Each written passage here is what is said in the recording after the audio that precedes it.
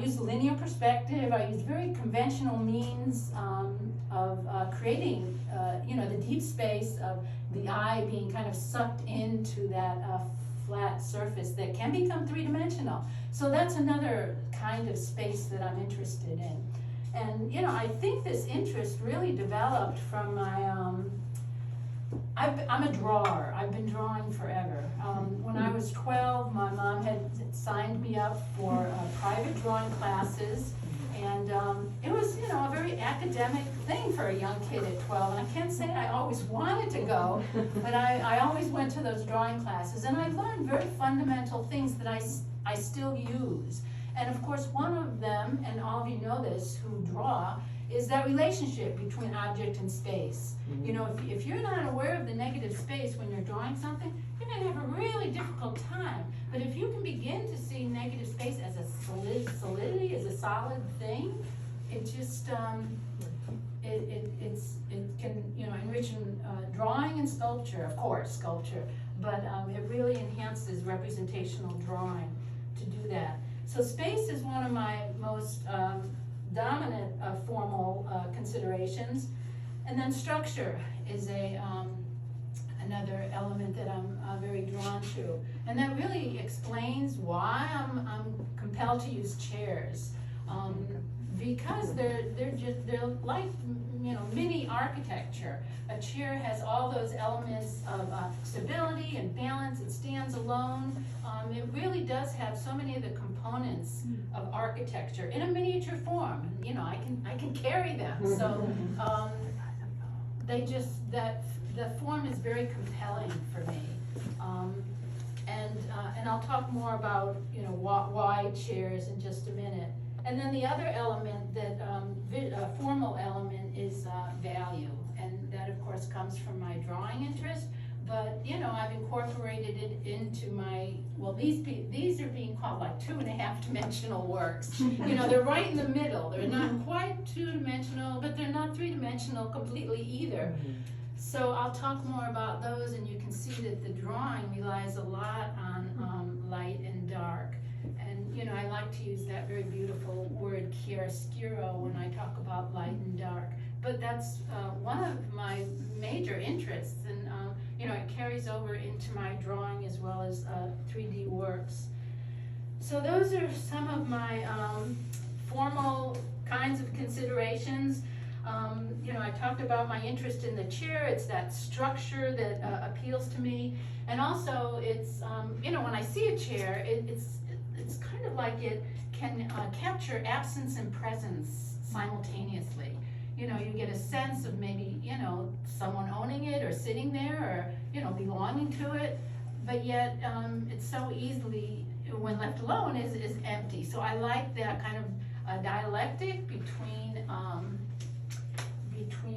presence and absence. And then also chairs are markers in space and time, I feel, because all of these chairs that I use, before I rearrange them, I find them on the street. They've been discarded, and sometimes they're broken, sometimes they're marked up. They're always old chairs, so I feel that they have a memory when I find them on the street, and I'll always begin to conjure up, what's the story behind this chair? Whose chair was it? And, so that's what I mean by markers in time as well as space. I like to think of these pieces as being site-specific. For one thing, I find the chairs in my immediate neighborhood in Bernal Heights, as I'm walking around, or friends give them to me also. That's another way that I get chairs. And then when I install them in various locations, they change, because the drawing that I do, as you can see, is based on how the light is hitting the forms. So they're site-specific in that way. They're always a little different. They'll be somewhat the same, because it's usually a given that there's a light source coming from above in most of the rooms that I install these pieces in, but they always look different. The drawing ends up being different. So, I think you can tell from looking at these pieces that they're very influenced by a drawing kind of approach.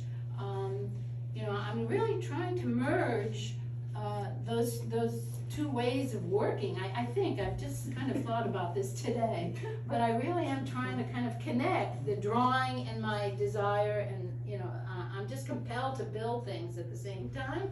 So I'm trying to merge these two different approaches, and that's really how these forms have evolved.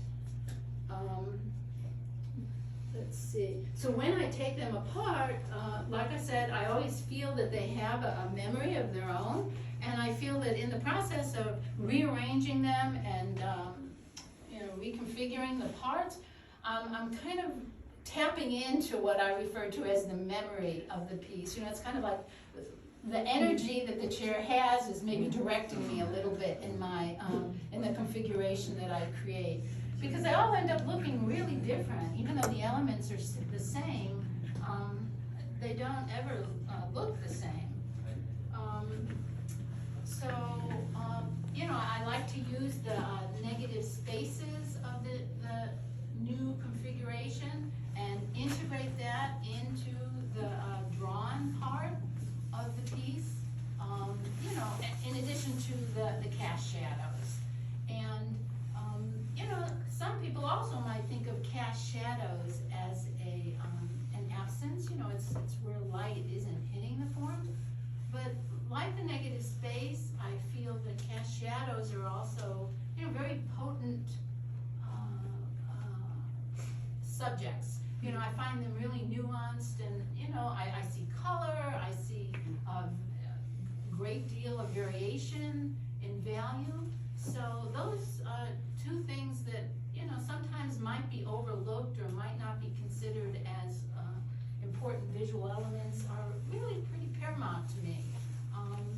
And again, I think it comes from years of observational drawing.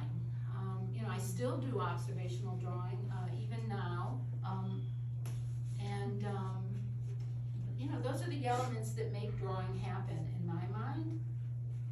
So as far as these drawings are a little bit different. These are brand new, a little bit different from what I've been doing. I don't know, those of you who came to the last group show might have seen my shelter-in-place drawings, which were very similar to the ones that are out in the entryway. Mm-hmm. And those are all about layered interiors, during COVID, being kind of stuck in the same space for hours.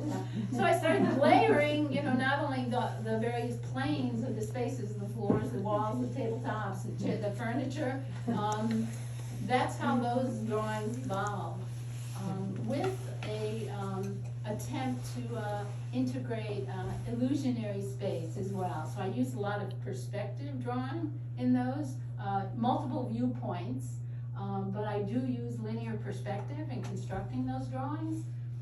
And these, I started out with a structure in these drawings. You can see it's the colored parts, and you see negative spaces. But then I wanted to involve movement in them.